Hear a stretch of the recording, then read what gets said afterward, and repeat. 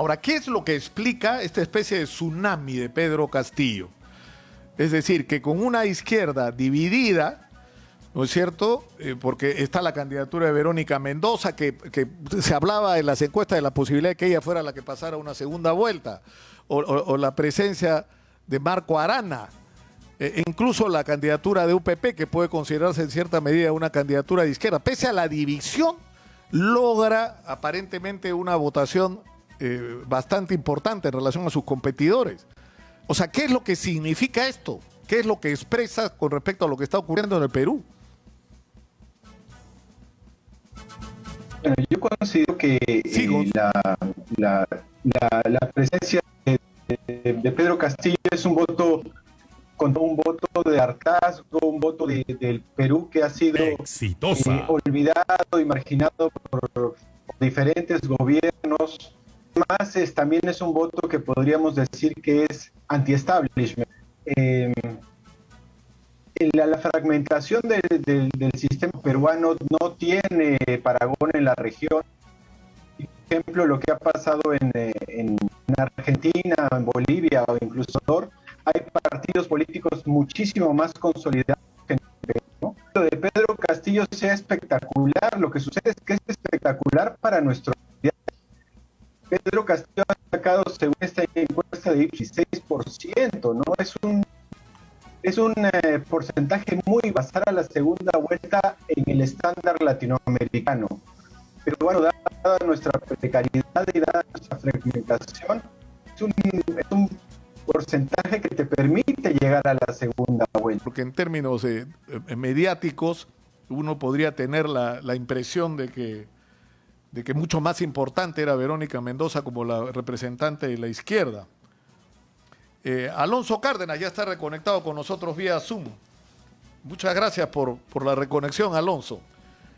Y nos quedamos a la mitad de la interpretación de lo que ha pasado con Pedro Castillo, porque hay una especie de pánico en este momento en el mundo empresarial, ¿no? Incluso tengo la impresión que hasta en la comunidad de inteligencia están asustados con Pedro Castillo. Y yo creo que lo primero que hay que hacer es entender qué es Pedro Castillo. ¿Cómo interpretas? Nos quedamos ahí. ¿Cómo interpretas el fenómeno de Pedro Castillo? Bueno, yo lo veo desde dos vertientes, ¿no? La primera es que nos recuerda mucho lo que sucedió en el 90, ¿no? Este crecimiento exponencial de prácticamente un candidato que nadie conocía, que en esa época era el ingeniero Alberto Fujimori, y que tuvo un crecimiento muy similar al de Pedro Castillo en el último tramo de la campaña. Es prácticamente un punto porcentual diario.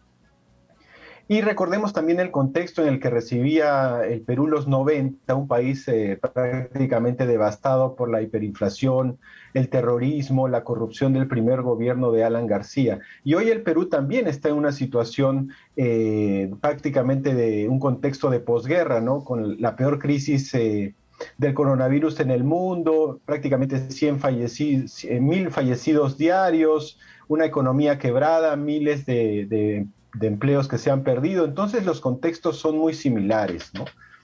Y digamos, en el tránsito de los 90 a la fecha, los diferentes gobiernos no han sido capaces de brindar lo que se denomina, pues, algo de justicia social a las grandes mayorías olvidadas del país, ¿no?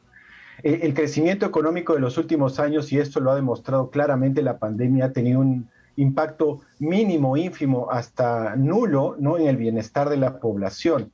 Entonces, este voto, digamos, rebelde, contestatario, que materializa Pedro Castillo, debe entenderse desde esa óptica. Pero también hay una segunda parte que es muy importante analizar, ¿no?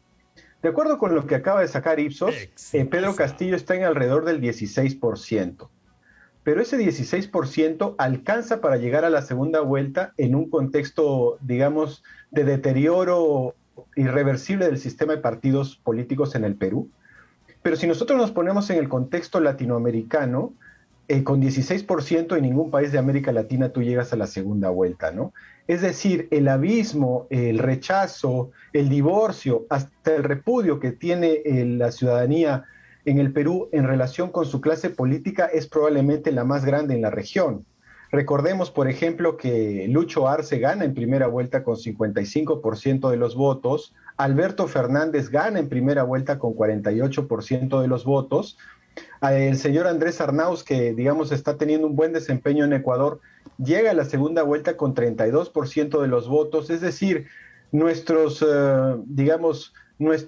márgenes de apoyo hacia nuestra clase política realmente son pigmeos, ¿no? Hay un enorme descontento y una enorme desafección hacia la clase política, y con justa razón. Y yo quisiera, por favor, Alonso, que te mantengas conectado, porque vamos a conversar con Dina Boluarte. Ella es candidata a la vicepresidencia por Perú Libre. Sería la vicepresidenta de Pedro Castillo. Yo te rogaría, Alonso, mantente en la línea para que comentemos la conversación que voy a tener con ella inmediatamente, por favor. Me interesa mucho tu opinión. Dina, muy buenas noches. Gracias por atendernos. Nicolás, buenas noches. Gracias por este espacio. Todo indica, y lo ha dicho el propio profesor Castillo, que hay que esperar con serenidad la información oficial de la OMPE, pero todo indica que Pedro Castillo, que ustedes estarían en la segunda vuelta, Dina. ¿Cómo interpretan ustedes este resultado? ¿Qué significa para ustedes? Primero, para nosotros de Perú Libre, para el maestro Pedro Castillo y para todo el pueblo peruano, este es el resultado del cariño de la población peruana, que está esperando desde hace tiempo justicia social, está esperando no ser discriminados, está esperando ser atendido en sus diversos problemas. Esa es la respuesta del pueblo hacia la candidatura de Pedro Castillo, que representa con el partido Perú Libre. Desde sus micrófonos y desde sus cámaras quiero agradecer profundamente a las 24 regiones del Perú y a la provincia constitucional del Callao. Gracias por este respaldo. Pasaremos a la segunda vuelta. Seguramente seguiremos trabajando con la misma esperanza y con la misma entrega con el pueblo para poder vencer en las próximas elecciones. Tenemos que trabajar por el Perú, por todas las masas olvidadas, por todos los sectores que no tienen sus problemas atendidos. Ese es el mensaje natural, sin cálculo político, que Pedro Castillo ha llevado a la ciudadanía, y ese es el respaldo que le da el pueblo. Ese es el resultado, Nicolás. Estamos muy contentos, muy felices, pero como dice el maestro Pedro Castillo, hay que esperar con calma, con la serenidad que ha caracterizado nuestra campaña y seguirá caracterizando la segunda vuelta. Así es que estamos contentos, no puedo quitar la emoción que en estos momentos me embarga, pero también tenemos que pedir calma y serenidad. Pero sí, a todo el pueblo peruano, sigan apostando por Pedro Castillo, sigan apostando por el cambio del Perú, por una nueva constitución. Y esa es la dirección en la que vamos a enrumbar los destinos de la patria. Dina, yo creo que de alguna manera el respaldo que ustedes han tenido el día de hoy, de alguna manera expresa, insisto, un sentimiento de cansancio, de indignación. Por así decirlo, es un voto que contiene un alto contenido de protesta. Pero ahora la responsabilidad que tienen ustedes es de convencer al país que no solamente pueden representar su indignación, sino que también pueden dar soluciones a los grandes problemas del país. ¿Ustedes son conscientes de esto? Que tienen que, para ganar la segunda vuelta, demostrar que son capaces de gobernar el Perú. Somos conscientes de ello, y Perú Libre tiene dentro del equipo de personas con las que trabajamos personas suficientes para poder emprender esa gran responsabilidad que la patria exige. Estamos conscientes de que el mensaje del profesor Pedro Castillo a pueblo peruano es de alta responsabilidad, y no vamos a bajar de ninguna manera la cabeza, ni vamos a doblegarnos en el esfuerzo de poder cumplir con aquellas exigencias del pueblo en la solución de sus problemas. Estamos conscientes de ello. Es por eso que hemos salido en esta lid política, porque también como Perú Libre estamos cansados. Una de ellas soy yo. Estamos cansados de esta injusticia, de este olvido, de esta indiferencia del Estado a las grandes necesidades de nuestro pueblo peruano.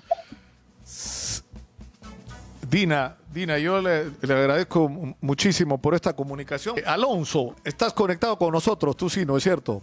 Alonso Cárdenas, politólogo. estoy. Va a tener, Alonso, ayúdame un poco para antes de la conversación con Pedro Castillo, va a tener que tejer una red de alianzas importante, Pedro Castillo, si quiere ganar la segunda vuelta. Bueno, definitivamente, ¿no? Depende mucho de quién sea su rival en la segunda vuelta, ¿no? Está realmente muy peleado entre Hernando de Soto, Johnny Lezcano y Keiko Fujimori, ¿no? Aquí yo creo que va a pesar más la capacidad partidaria de, digamos, estos 13 candidatos, ¿no? Yo creo que Acción Popular y Fuerza Popular tienen mucho más fuerza partidaria, mucho más capacidad organizativa que Avanza País de Hernando de Soto, ¿no? Como los márgenes son tan pequeños entre el segundo y el cuarto lugar, es muy importante tener esta capacidad partidaria de ganar en mesa, de impugnar, ¿no? De manejar recursos, manejar logística. Y creo yo que en ese contexto, Keiko Fujimori, después Johnny Lezcano y en el último lugar Hernando de Soto tienen esa fuerza partidaria, ¿no? Todavía falta mucho, ¿no? En este contexto también es sumamente relevante los votos en el extranjero, ¿no? Los votos en el extranjero no son medidos por las encuestas, por ejemplo, Ipsos no lo puede medir, pero por cuestiones de pandemia, al parecer el voto en el extranjero ha sido mucho menor que en elecciones pasadas, como por ejemplo el año 2016, donde votaron alrededor de 400,000 peruanos en el extranjero. Ahora se calcula que serán entre 150 y 200,000 peruanos. Pero esos votos van a valer oro, dado que entre el segundo y el cuarto lugar la diferencia es prácticamente mínima, ¿no? De acuerdo con lo que nos ha señalado Ipsos. O sea, vamos Entonces, a tener una situación donde por 20,000, 30,000 votos, y no estoy exagerando, creo, podría decidirse quién va y quién no va a la segunda vuelta. Claro, y por ejemplo, si nosotros hacemos un análisis del voto en el extranjero, países que concentran el 81% de los votos: Estados Unidos, España, Italia, Argentina y Chile. Chile ya no participa. Entonces, entre estos 4 países, nosotros podríamos tener un perfil de quién ha ganado en el extranjero. Y eso podría tener un impacto, considero yo que sí relevante, en definir quién pasa o quién no pasa a la segunda vuelta, acompañando al señor Pedro Castillo.